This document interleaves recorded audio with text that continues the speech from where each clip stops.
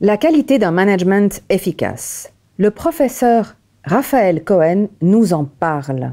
Ça fait longtemps qu'on débat autour de ce sujet et pourtant, il y a encore du travail. Un leadership bienveillant qui a un résultat incroyable sur les réalisations des collaborateurs. Restez avec nous.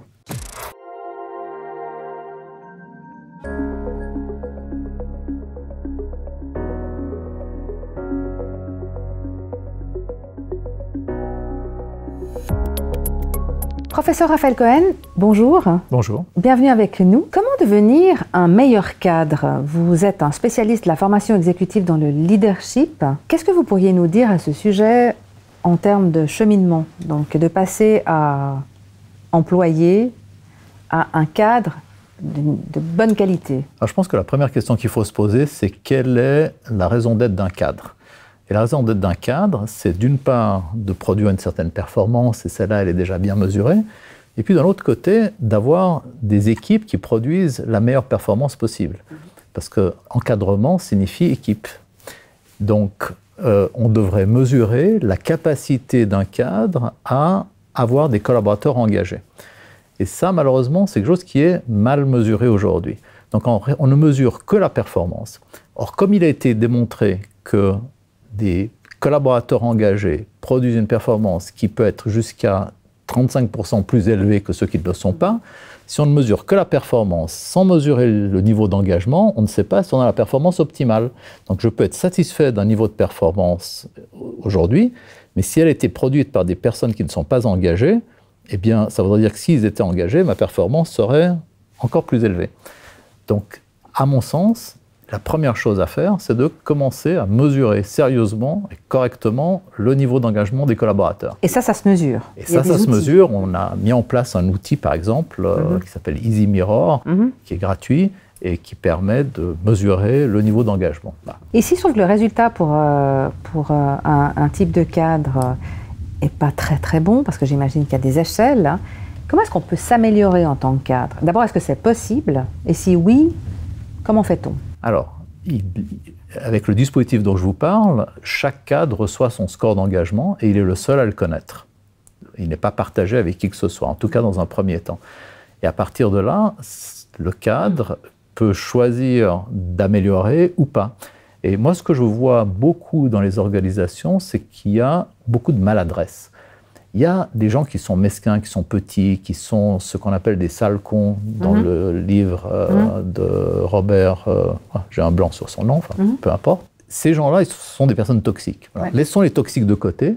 Maintenant, il y a beaucoup de personnes qui ont de la bonne volonté, mais qui font preuve de maladresse.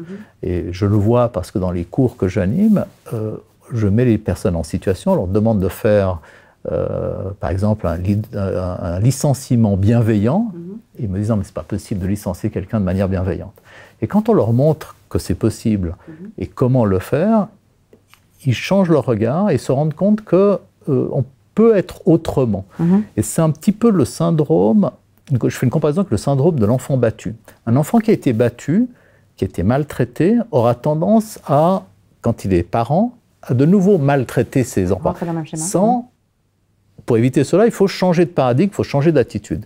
Et aujourd'hui, très peu de personnes battent leurs enfants comme ils les battaient il y a un siècle. Donc, ça veut dire qu'on peut effectivement évoluer. Et sur le plan de l'encadrement, il y a des choses qu'on faisait et on peut les faire autrement. Donc, le secret, c'est de comprendre quels sont les leviers qui permettent d'améliorer l'engagement des équipes. Et en évitant certaines maladresses qui ont un effet de sabordage. Ouais. Donc, quand on comprend ces leviers, eh bien, on peut devenir un meilleur manager. Et c'est exactement ce que nous enseignons dans le certificat que j'anime, qui s'appelle Certificat en Responsible Leadership à l'université. Ce sont des cours que je donne aussi dans les entreprises. Et on voit la différence. Et par exemple, quelqu'un qui n'a pas été un excellent manager, voire un très moyen manager, qui se construit une réputation, hein, oui. Comment est-ce qu'il arrive à changer l'image, l'étiquette? Est-ce qu'il doit changer d'entreprise ou comment ça se passe? Parce que ça nous suit quand même. Alors, c'est vrai que si on part sur un mauvais pied parce qu'on a fait beaucoup de maladresse, ça va être difficile de redresser là-bas. Mais ce n'est pas impossible. Parce que au moment où les collaborateurs se rendent compte qu'il y a un effort réel, sincère, authentique, et qu'ils sont mieux traités, ils ont un peu la mémoire courte. Et ils acceptent l'évolution parce que tout le monde a le droit à l'erreur, tout le monde peut être maladroit. Et au moment où on accepte ça, eh bien, on donne une chance aux gens.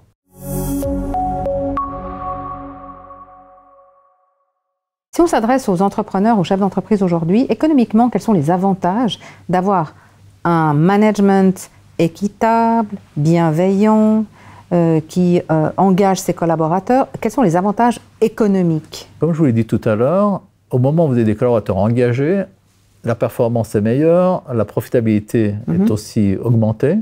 Donc l'avantage économique, il est clair. Maintenant, pour avoir des collaborateurs engagés, ils ne seront engagés que si on les a traités avec équité, si on les a traités avec bienveillance. Ouais. Ça, ce sont les deux piliers. Ouais. Et donc, l'intérêt de l'entreprise, c'est d'avoir des collaborateurs aussi engagés que possible parce qu'ils performent mieux. Et on appelle ça même la propriété psychologique. On aimerait qu'un collaborateur engagé, c'est quelqu'un qui s'investit comme si c'était sa propre entreprise. C'est ça, la propriété psychologique, même si en réalité, ça n'est pas le cas. Et c'est cet investissement où on fait les choses comme si c'était pour soi, qu'on appelle la propriété psychologique, qu'on attend de ses collaborateurs. Et ça, c'est le job des cadres. C'est cela qu'on leur demande. Donc, on devrait mesurer leur capacité à l'obtenir. Et ça s'améliore avec de la formation, du coaching et toutes sortes d'autres processus d'accompagnement qui permettent de grandir. Si vous prenez un cadre dans une entreprise, qui est lui-même un chef, qui ce chef, même s'il est numéro 1, il a le comité de direction, et que les supérieurs n'adhèrent pas. Alors on est quand même dans un marché de l'emploi, avec quelques exceptions, qui est assez déshumanisé, on peut le dire. On est en pleine transition. On peut dire que certaines entreprises sont tout à fait adhèrent à ça, puis d'autres beaucoup moins, mais on peut dire que le beaucoup moins est quand même plus élevé en termes de pourcentage que ceux qui le font. Comment on arrive à transformer ou à accompagner ces managers à s'humaniser et finalement à adhérer à tous ces critères? Eh bien, il suffit de mesurer le niveau d'engagement qu'ils obtiennent. Parce que les collaborateurs ne sont engagés que s'ils sont bien traités sur tous les plans. Et c'est l'intérêt de l'entreprise d'avoir des collaborateurs aussi engagés que possible, puisque, on l'a déjà dit, la performance et les profits sont plus élevés. Donc, les actionnaires de l'entreprise devraient exiger que les collaborateurs soient engagés parce que c'est la meilleure manière de savoir que les cadres font leur travail. Ouais. Maintenant, au moment où chaque cadre reçoit son score d'engagement, à un moment donné, on peut aussi imaginer que ce score soit partagé, qu'il soit connu par la direction, etc. Donc, on saura s'ils font leur travail ou pas. Le jour où chaque cadre a son score d'engagement, eh bien, je peux vous garantir qu'il ou elle traitera mieux ses collaborateurs. Donc, en fin de compte, le système va évoluer en mesurant le niveau d'engagement parce que c'est le révélateur de ce qui se passe au sein des équipes.